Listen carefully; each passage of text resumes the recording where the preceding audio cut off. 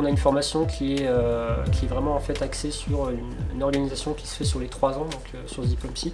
Donc, la première année en fait c'est l'année découverte et apprentissage de la méthodologie de design. Donc en fait on va avoir une première phase donc, dans cette première année, ça consiste simplement à apprendre l'ensemble de la méthodologie qui nous servira pour à la fois donc, au niveau de la formation mais pour plus tard. La deuxième année en fait ça va être une année qui est dédiée finalement à la mise en pratique des différents outils qu'on a appris en première année. Et ensuite on va directement, même chose, appliquer cette méthodologie là, mais cette fois-ci sur des projets qui sont beaucoup plus complets. Et donc on va commencer un projet de A à Z.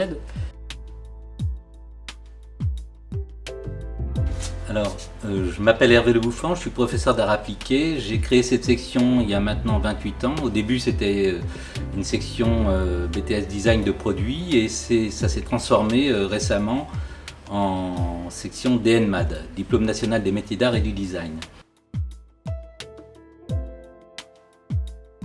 C'est une formation de conception d'objets à partir d'études de plusieurs matériaux. Donc on étudie différents matériaux au cours de la première année pour un peu essayer de toucher à tout. Donc en fait, ce qui nous intéresse et ce qui caractérise notre section, c'est qu'on s'interroge sur la place du matériau dans le design contemporain et y compris même à se débarrasser complètement du matériau. C'est-à-dire que pour nous, l'essentiel, c'est de trouver la combinaison idéale, idoine, entre le besoin auquel on doit répondre en termes de design et finalement les moyens qu'on va mettre en œuvre pour réaliser ces produits, ces artefacts.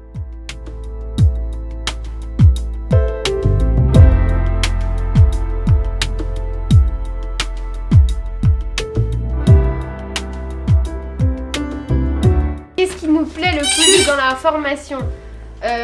Déjà, ce qu'on disait dans un premier temps, c'est l'ambiance entre nous. Ouais. On est vraiment une petite promo, enfin on n'est que 14. Les premières années. Famille. Une petite famille. On n'est que famille. 14 les premières années aussi.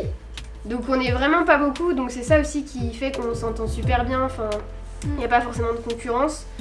Alors ce qui me plaît plus dans la formation, ça va être le fait d'avoir cette liberté-là, de créer à partir entre guillemets d'un stylo ou d'un feutre ou quoi que ce soit.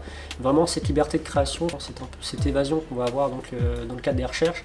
On va vraiment se libérer donc, à partir d'une analyse et ensuite on va pouvoir pousser un peu plus loin notre imagination donc, pour créer finalement donc, l'essence même du design, hein, ça va être la forme, alliée à la fonction, etc.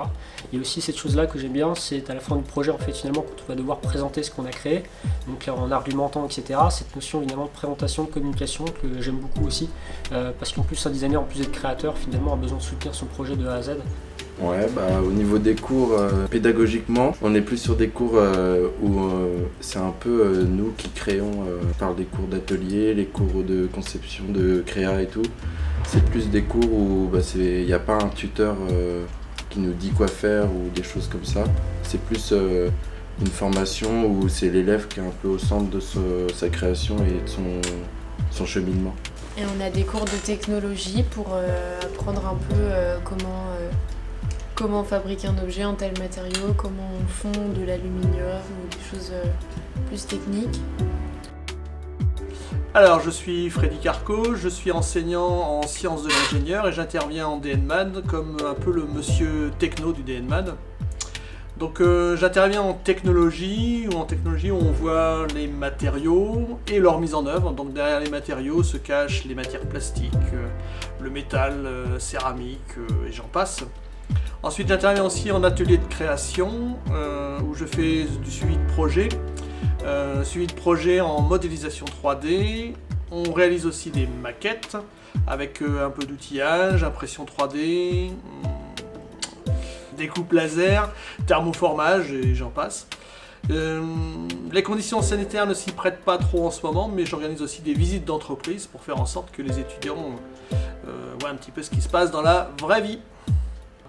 Donc là, ça permet, c'est vrai que ces machines-là, découpe laser, impression 3D, permettent d'avoir une suite numérique à partir de la modélisation, d'aller du modèle jusqu'à la création de la pièce. Ça permet d'avoir une approche plus réelle et plus rapide en fait, des objets.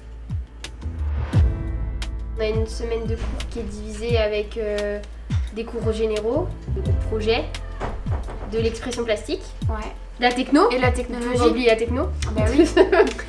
pense que ça permet d'avoir différentes approches et alimenter notre créativité. L'organisation du projet aussi, il faut en parler. Donc, ce qu'on va apprendre en méthodologie, ça va être de commencer par une phase d'analyse qui va viser en fait à acquérir une compréhension en fait, du domaine dans lequel on va travailler pour un projet. Et ensuite, on va du coup, à partir de cette analyse-là, on va ensuite construire différentes hypothèses, donc au travers de notions, au travers d'axes de recherche qu'on va agrémenter, même chose de références donc tierces, de références externes ou directement reliées finalement au projet qu'on aborde. Et ensuite, on va petit à petit donc, refermer l'entonnoir de recherche vers du coup un projet final. Projet final ensuite qu'on va développer au bout de plusieurs semaines pour arriver donc au produit final concernant donc, la demande initialement proposée. Alors, lorsqu'on reçoit tous les dossiers que les élèves et futurs étudiants nous envoient, on se les répartit par enseignants, professeurs et intervenants dans la section.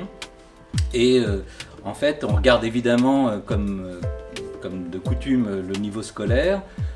Mais néanmoins, c'est pas ce qu'il y a de plus fondamental. On essaie de voir quelle est la réalité de la motivation de l'étudiant, comment il a démontré sa créativité, son appétence et quelle est sa capacité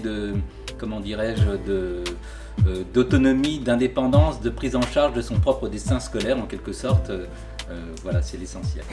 Aussi, ce qui est bien, c'est qu'on peut venir vraiment de milieux différents. Il y en a qui ont fait des études scientifiques, économiques, il y en a qui ont déjà fait 2 ans de licence en philosophie. Enfin, c'est vraiment varié quoi, dans les classes et tout le monde a sa place et tout le monde peut réussir, peu importe ce qu'il a fait avant.